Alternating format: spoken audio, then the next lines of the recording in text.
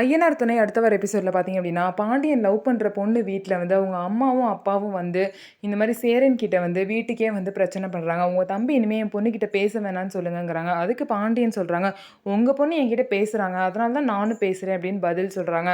அதே மாதிரி வந்து பார்த்தீங்கன்னா, என் பொண்ணை வந்து உங்களுக்கு கேட்குதா, இப்படி நீங்கள் இருக்க நிலைமை இவ்வளோ மோசமாக இருக்குது, இந்த நிலைமையில நீங்கள் வந்து என் பொண்ணை இதுக்கு லவ் பண்ணுறீங்கன்னு சொல்லிட்டு வீட்டையும் பற்றி தப்பாக பேசுவாங்க.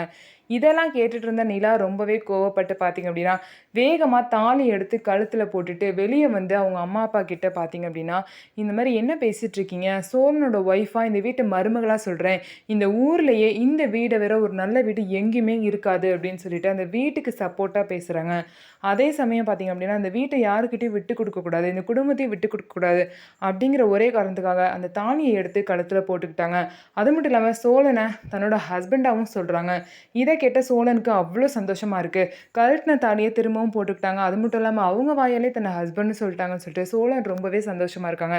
இது எப்போ நிஜமாக வந்து நிறைவேற போகுது அப்படிங்கிறத நம்ம வெயிட் பண்ணி பார்க்கலாம். நம்ம வீடியோ உங்களுக்கு பிடிச்சிருந்தா நம்ம வீடியோவை லைக் பண்ணிக்கோங்க. மறக்காமல் நம்மளோட சேனலை சப்ஸ்கிரைப் அண்ட் ஹைப் பண்ணிவிட்டு பாருங்கள்.